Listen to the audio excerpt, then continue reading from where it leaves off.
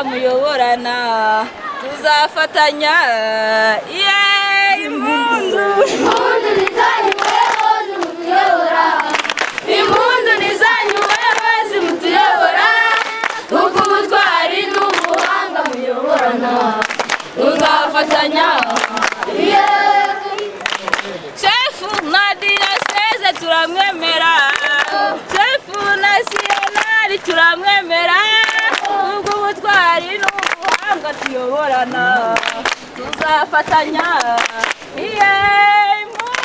impundu nizanyuweho zimutuyobora impundu nizanyuweho zimutuyobora ubwo ubutwari n'ubuhanga muyoborana tuzafatanya animateri nawe turamwemera deputene nawe turamwemera kuko ubutwari n'ubuhanga mutuyoborana tuzafatanya impundu nizanyuweho zimutuyobora impundu nizanyuweho zimutuyobora kuko ubutwari n'ubuhanga muyoborana tuzafatanya Tabazi bashaka kureba abasaveri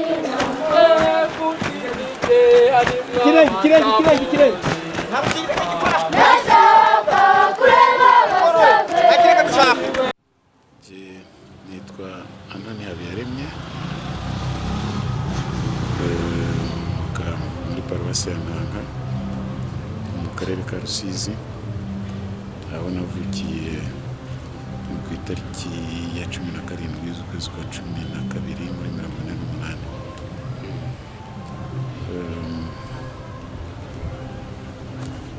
Ndahari ndi umubyeyi w'abana 8. Ku bijyanye n'abasaveri rero ninjiye mu 1965 niba ntibeshya, ubwo yaba ari imyaka 53. Ninjiriye mu mutwe w'abasaveri ba paruwase ya Cyangugu, icyo gihe yitwaga paruwase ya Mururu, ariko ndi uwo muri santrale ya Nkanga. Nyuma iyo santrale niyo yaje kuba paruwase muri 1975 kugeza ubu. Nitwa Aphrodis Rwibasira. Yego. Muva muri paruwase? Ba muri paruwase ya Muyomzwe. Diyoseze ni Kabgayi. Ndabona uri umusaveri umaze imyaka myinshi. Ndabona uri muri gusa, watubwire watangiye mu muryango w'abasaveri? Natangiye mu muryango w'abasaveri mfite imyaka 20. Imyaka 20. Ubu ngubu ufite imyaka? Mfite imyaka 61. Imyaka 61. Byumvikana ko mufitemo ubunararibonye umuryango w'abasaveri, kandi hari byinshi wabagejejeho. None ikiza mwavuga muri uwo myaka mwavunye umuryango w'abasaveri ni ikihe? Cyo mwavanye mu muryango w'abasaveri, umuryango w'abasaveri nabyitse nk'ukunda. Kuko nabonaga ngiruka nkiri mutoya, kuko umuryango w'abasaveri watangiriye mu Muyomzwe, izi Muyomzwe mu 1956. Ni naho navutse, ariko nsanga ntangiye gukura nkabona abantu bariyereka cyane, ugasanga birashimishije ibyo bakoraga. Nibyo cyatumye rero nanjye nkunda umuryango, numva ndawukunze, numva ndi umusaveri. Nta wundi muryango nigeze njyamo, nagiye mu muryango w'abasaveri kugeza n'ubu ngubu. Yewe nitwa Nyirubuntu Kasirida. Uva muri paruwasi? Mvuka muri paruwasi nshya ya Nyarunyinya. Nabonye muri abasaveri bafite n'amashimo, mwawumaze imyaka ingahe mu basaveri? Yewe nagiye mu basaveri muri 79. Noneho ngiruka ndi umusaveri nyobora intwari, hanyuma iwacu Nyarunyinya abasaveri baza kugwa, nari umutware w'itorero ry'intwari. Baguye ariko ntabwo nacitse intege, kuko nakomeje kujya mbyutsa abagenzi banjye. Nta wundi muryango nigiye ninjiramo, kuko amasezerano nari mfite yaranyuze kugeza na n'ubu niyansendagiza. Jewe nitwa Habimana Louise, nkaba naravutse mu 1942. nkaba naratangiye umuryango w'abasaveri muri 58. ubu nkaba nujuje imyaka 50 irenga ndi umusaveri. Natangijwe n'abapadiri bo hambere b'abanyamahanga bari mu Gisesi, dukorana igihe kinini, ndetse haza kuduha n'umwanya urubyiruko akarufasha tukajya mu ngabo tukongera tukagarukamo. Mbikomeza niyo kugeza ubu ngubu, nzabireka nuko mfuye, nta bindi bongera. Ku bijyanye rero n'abasaveri, nabaye ninjiriye mu nteko ya Mutagatifu Georges nyuma y'igeragezwa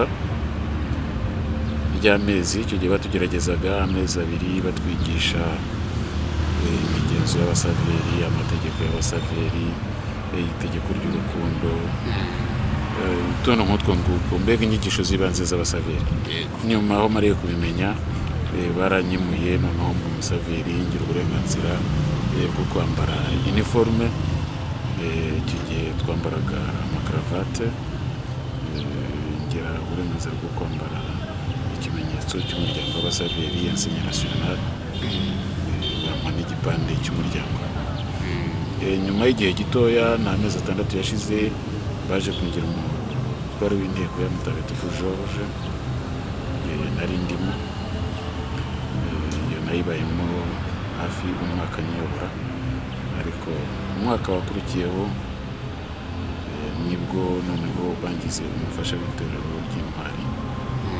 Ngenda mva mu ntwari bukeye, bangize umutware w'itorero, ngenda nyura mu nzego zinyuranye kuri ubwo buryo kugeza uyu munsi. Ukurikije igihe wabayeho mu bwana bwawe, ureba igisaveri cy'icyo gihe n'uyu munsi ukaba ukora igisaveri cy'iki gihe, itandukaniro wawe ubona muniriye? Nkeka ko itandukaniro ryaba ririmo igisaveri n'igisaveri. Nabanje kuba umusaveri ntarabawe, tarinjiramo. Ute? Nabanje kuba umusaveri ntarinjiramo kubera ko nabonaga abasaveri bariya abantu bakora iki, bagenda bate. Ariko kubera ko ubu nubwo byanshimishaga, nashakaga kwinjira muri uwo muryango, ariko nagera aho ngaho nkavuga nti ngiye guhurira mu bintu ntazi n'ibyo ari byo.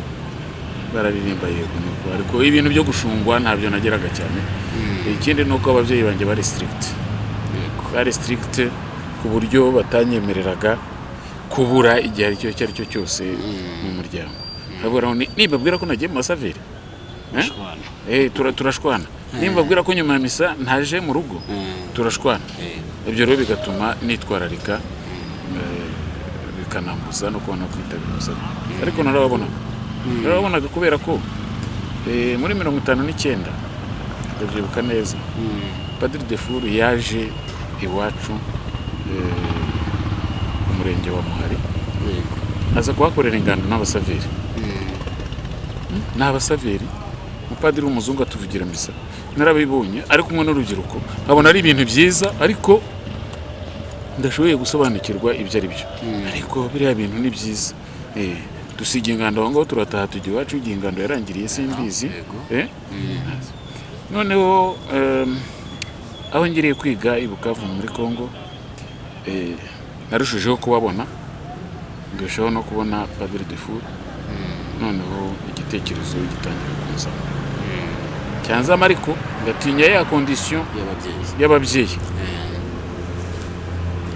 alors naje cyaje kumbohora niki naje kubohorwa nuko papa yitwaga Francisco Xavier kandi agomba guhimbaza umunsi w'abazina be byahereye ko bituma mfata icyemezo noneho ndagenda njya mu muryango wa Xavier mu gihe rero narimo noneho byari bimaze kunyorohera nshobora kwiga amateka ya Francisco Xavier noneho muri cya gitaramo buri mwaka nari yakwisomera imibereho bamaga umwanya nkavuga imibereho ya mutagatifu Francisco Xavier n'ibigwi bye uko nagiye mbisoma uko nagiye mbyiga mu Xavier noneho igitaramo kikaba kiza cyane kandi kiryoshye icyo gihe cyo nasomaga cyari cyo bita discours nanjye ngafata discours imbere y'abantu ndakomeye birarangiye igisaberi cyanjye kigenda gityo kugeza uyu munsi ugize uti wabonye biyereka cyane wumva urabikunze ariko byumvikane ko umaze kugeramo wasanze n'izindi nyungu zitari ukwiyereka gusa n'izihe mwarasanzemo cyane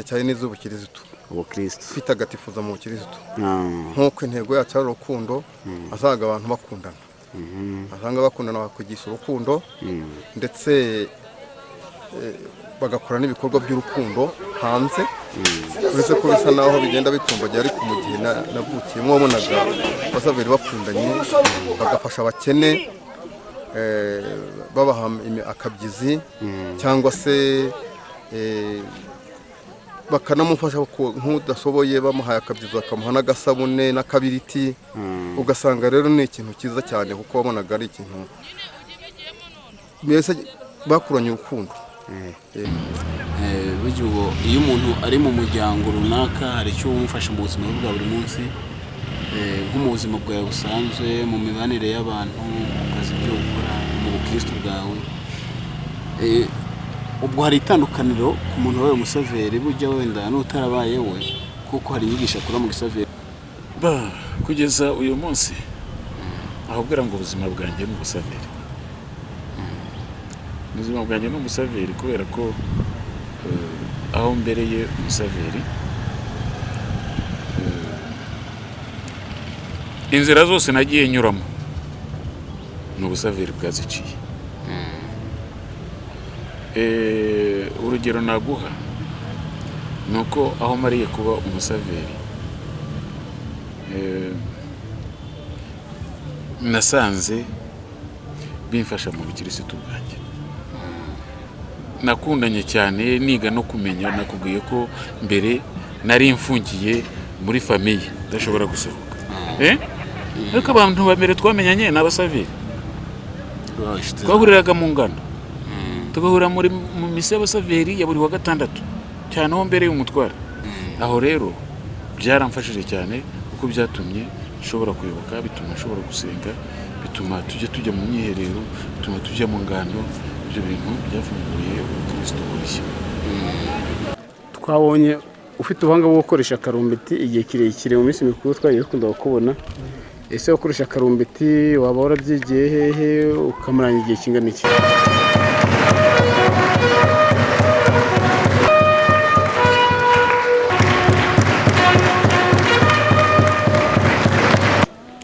karumbeti nkamaranye igihe kinini natangiye kukiga mu 1960 muri 60 birebye ndi umusaveri ariko kukamenya neza nakihuguriye mu ngabo niho nakigiye neza n'amategeko yako nuko gakurikirana ingabo nazikoze mu myaka 3 ndongera ndagaruka mu basaveri hagati aho mugenda muhura n'urubyiruko uburere bw'abana ese mubona uburere bw'abasaverikazi mwa kino gihe abasaverikazi ndavuga n'abakobwa bumeze gute bahagaze uti abasaverikazi n'abasaveri muri rusange yego ntabwo babikunze impamvu batabikunze bararikira inyungu z'amafaranga n'abaje abandi bakabaca intege ukagerageza kugira ngo ubone n'umwe agatora abandi bamara kugwiramo agakura undi tujya i Kigali.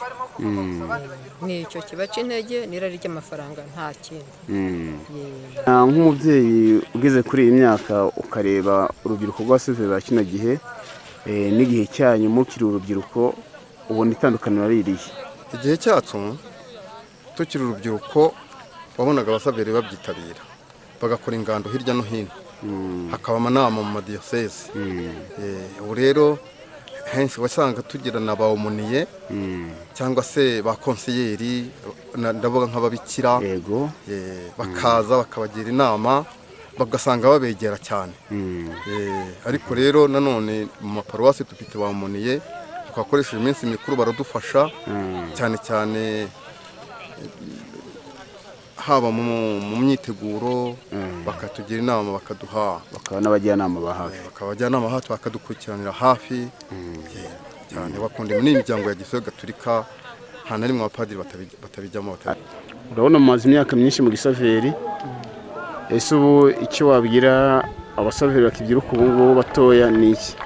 Icyo nagira inama abasaveri babyiruka ubu bato ni ukumva impanuro z'ababigisha, bagakunda Yesu, bakumvira inama nyinshi z'abagira. Ariko hanini kugira ngo bishoboke, kera cyatumaga baba benshi cyane, twasa nk'ibisubira kuri uriya musenyeri yavuze, bawumuniye benshi nibo badufasha nka Gisensu. Byaje kugwa bukeye haza umupadiri uturutse i Burundi witwa Gatinyamasuka, yarongera arawubyutsa umuryango kiririza wiruzura birabera, n'abawumuniye batukorera nabi. Mpereye kuri Gisensi bakurikizaho n'uwo mupadiri w'umurundi Gatinyamasuka. Amaze gutahuka byarongeye biragwa. Akenshi ujya ubona abantu bakuze batitabira imiryango ya Gisozi Gatolika, cyane cyane uw'abasaveri ndetse bakitwaza ko ngo ari uw'abana. Nk'abo bantu bakuze wabagiriye inama? Inama nabagira nk'ubu ngubu muri paruwasi yanjye nkuriye abasaveri bakuru, ndikuriye abasaveri bakuru. Ubwo rero ndacyabafite nkoresha bageze muri paruwasi mvukamo Muyonzwe, mfite abasaveri nkuriye bakuru bageze kuri 32, 33. Usanga rero abana bagira ishyushyu ryo kubona abasaveri bakuze bakiriho, usanga hari bakeya. Iyo nko mu masantara usanga harimo bake, ariko rero urabona ugasanga abana nanone batabyitabira neza, batabyitabira cyane, ugasanga urabona badakunze umuryango nk'uko twabyirutse tuwukunda. Ariko rero tubaba hafi. None iyo urebye icyo kintu bituma batitabira umuryango nk'uko mwabyutse muwukunda, mubona gishobora kuba ari nk'ikihe? Ni iby'iki gihe usanga abenshi awuzamo, yamara kuwuzamo wenda akaba agigiriye i Kigali, cyangwa se akaba agiye gushakisha imibereho ahandi, ugasanga bakugumya kugenda umuntu abahonda abana baza gahoro, ugasanga biterwa n'iki gihe aho kigeze n'iterambere ry'iki. Ubwo ni ukuvuga ngo ni ugushyira agatege ku mpande zose. Urabona tumaze iminsi dukora urugendo rutagatifu aha ngaha i Kibeho, mu ngendo zahabaye ndamya ko nyinshi wazitabiriye cyane. Nta n'imwe. Ese ubwo ngubwo umusaruro ubona uru rugendo ruzatugezaho ni uwuhe? Urugendo rutagatifu se? Yego. Urugendo rutagatifu cyane cyane no kwitagatifuza. Kwitagatifuza umuntu agakurana ubutagatifu mu bukirisitu.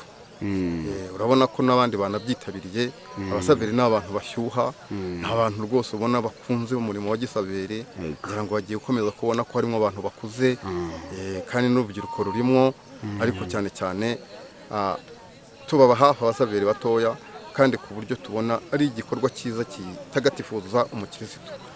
Nk'uko ubwawe ugira Kibeho, ubona byahabereye ibimenyetso bitagatifu biharangwa, amazi matagatifu ya Kibeho, ku bwawe icyo wumva izi ngendo zakumariye ni iki ku giti cyawe? Ku giti cyanjye cy'izi ngendo zimarira, no kuri uyu munsi hahagaze, bimfasha cyane kumenya gukomeza kwegera Imana, tukashimishwa n'uko umubyeyi Bikira Mariya tuba hafi, ndetse tugashimishwa n'uko kuba yagendereye Kibeho ari nacyo cyiza cyane.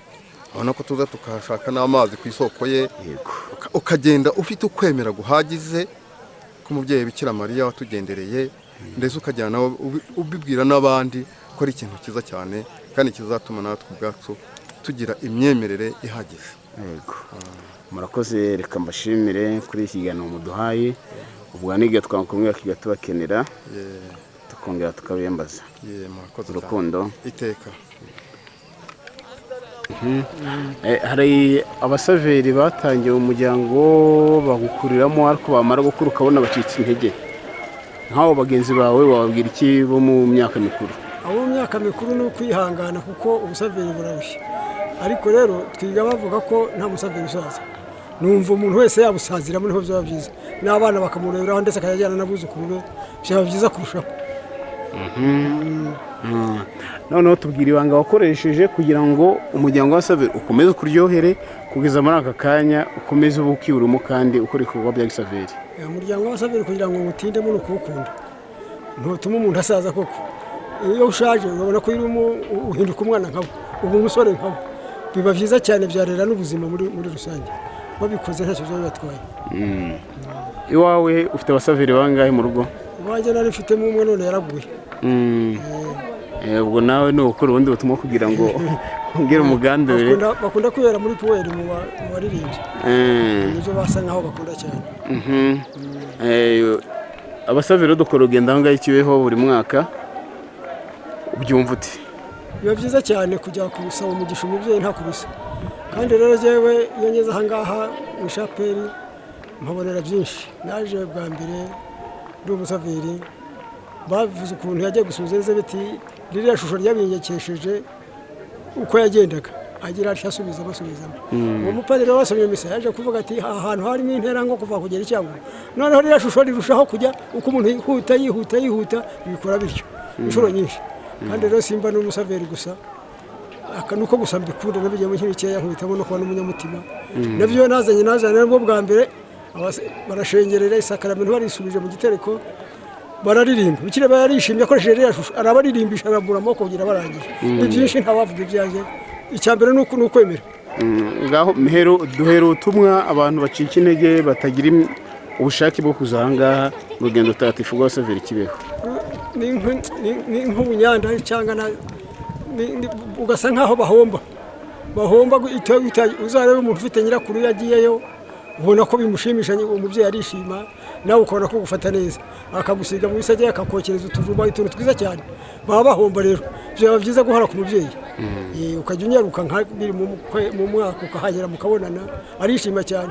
Ikintu baviye mu bantu banyurwa ba mbere nta muntu unyurwa nka Yezu nta muntu unyurwa nka Bikira Mariya. Nuko nabi kandi ibyo si inkuru mbarirana uko babisoma niko nsubira inyuma akabinyereka mu mashusho. Ukwemera cyane ariko bakutirizaho. Hanyuma igihe cyanyu urabona mwagiraga abahereza ibikoresho byo kubafasha impano ariko ubu ngubu siko bikimeze ahubwo ubu ni ukwigwariza. Ubu cyara babwira bakwirwariza bakabigura. Ariko rero kera babyigaga bagombye guhemba.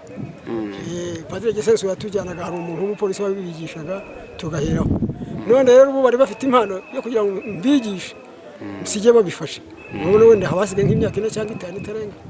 Bagira umwete mukabibagurira kandi ntibihenda cyane n'ubushake. Ubu tubonye aho karumbeti tukabona tungahe wakubigisha rwose nta kanya. Bigisha ariko rero sigaye ndindushye mbimira jenyine no gushaka umwanya utavuna. Icyo gihe byasaba ko dushaka kanya tunanye ndumfaka. Ubutumwa waha ubuyobozi bwa Saveri mu rwego rw'igihugu ni ubuhe ku muryango w'abasaveri? Kurikijeho uko usigaye umuryango uhagaze mu kino gihe. Urwego rw'igihugu birenda kumera nk'iby'abahumuni. Babikora buhoro buhoro cyangwa ubona agiye kubikomeramo ukabona nongera aguye. Yagwa rero n'abandi bati twari tumufite harimbuye wari mu rwego rwa diocese. Akabona bikunze cyane kwigisha abantu bakamutega amatwi. Ariko sinzi ukuntu yaje kurambirwa arabireka. Ni nabyo bigenda bisha abantu intege. Batiriya ko yari mukuru ko yabiretse. Biterwa n'iki ngo biramutera ubukene. Bakirukanka mu byerekeye iby'isi. Kandi Yezu arabyivugira ati n'ubwo wagira ubutunzi bw'iyisi utagira ubugingo ntacyo bikumarira. Bakunze umuryango bakashyira imbere. Ni byinshi. Hanyuma ari nk'ababyeyi bafite abana ugasanga ntibashishikariza kujya mu miryango ya Gishoro Gatolika ndetse harimo n'iwacu w'abasaveri inama wabaha ngufiya ni iyihe? Njyewe ikintu nababwira kinababaje ni uko umuryango w'abasaveri ari umuryango wa Gisiyo Gatolika, ari umuryango urera tuve muri bya bintu tuvuga ngo by'ibikorwa, ariko ni umuryango urera. Naba n'umuryango ariko uzaba ikinebwe cyarezwe, ikinebwe cyigishijwe. Ntabwo umubyeyi niba yarakubyaye akakurera, akakugaburira, akagutoza imico myiza, akagutoza gukora, igihe uzagenda ukaba ikindi, icyo gihe ntabwo ari ikosa ry'umubyeyi, ni wowe uzaba wiyandaritse. Umuryango w'abasaveri ni umuryango urera, iryo niho hari ikintu kiremereye cyane, ahubwo kitaragaragara. Ese uwo muryango kugira ngo ababyeyi bamenye ko urera byagenda bite? Byagenda bite? Mpita niha n'igisubizo ni uko ababyeyi bagomba kubasensibilize, bakigishwa icyo kintu, bakerekana uko umuryango urera. Ariko ibyo bintu kugira ngo bashobore kubigeraho nabo babyumve, ni uko hari abibakundisha. Ntabwo umutware w'abasaveri ari uzigisha ababyeyi umuryango urera. Kera nshaka kubaza uburyo ababyeyi baba basensibilize, uburyo babasensibilize iby'umuryango mu burere bwa gikirisitu. Ntabwo kiliziya irera abana gusa, kiliziya irera n'ababyeyi. Kiliziya igombye kugira uruhare rwo gusensibiliza ababyeyi, rwo kwigisha ababyeyi, rwo kubakangurira ko abana bagomba gutozwa Gisiyo Gatolika ya Kiliziya, ko binjira muri uwo muryango w'igihugu. Nubwo azakura abe padiri, umusaveri, azakura umuyobozi w'umuryango remezo ari umusaveri, azayoboye burugumestre, abe meya, abe sinzi iki, ari umusaveri. Icyo gihe bizafasha. Hari itegeko twari dufite, nkeka ko ni itegeko umuryango w'abasaveri wagenderagaho, reglement d'ordre intérieur, byashyizweho mu nama ya 4 cyangwa iya 5. Yavuga ngo uko politike iza mu Rwanda, ibyo bita politike biza mu Rwanda byaje nabi, byazanye n'umuvuduko muri 59, 60, ni ibintu bitari bifite isura nziza. Ariko hasohokaga mu mategeko ajya mu muryango w'abasaveri, baravuga ngo umuryango w'abasaveri ntiwishimira, ntushaka ko umutware w'abasaveri abivanga n'imirimo ya politiki. Ariko umuryango w'abasaveri wishimira ko uwawubayemo ayobora mu nzego za politike kandi akitwara gisaveri. Akitwara gisaveri. Ngo hari kuyobora, agomba gutwaramo n'ubutumwa bwiza. Agomba gutwaramo ubutumwa bwiza. Aho rero niho kiliziya bagombye kugira igihe cyo gukangurira ababyeyi, gukangurira ababyeyi kohereza abana mu muryango wa Gisiyo Gatolika. None hari ababyeyi bajya badaha ingufu cyangwa batere kuraje abana ku by'umuryango w'abasaveri. Nk'abo babyeyi wabahiye inama? Ababyeyi badasobanukiwe n'iby'umuryango w'abasaveri. N'ubu ngubu turi kumwe n'abasaza n'abakecuru, ariko bose umwe niwe washoboye kwemeza umwana waremera nyakuri. Ubu turi kumwe n'umusore umwe mu rubyiruko, kandi bakagombye kuba benshi, ariko ubona bacika intege kubera iby'isi. Ni ugushyiraho ingufu, kuko kwigisha ari uguhoza. Nanjye nitwa Munyarusenyi Faustin, ni muri komisiyo pedagogike y'abasaveri mu Rwanda. Munyarusenyi Faustin, mvuka muri diyoseze ya Nyundo, muri paruwasi ya Biruyi. Urakoze rero.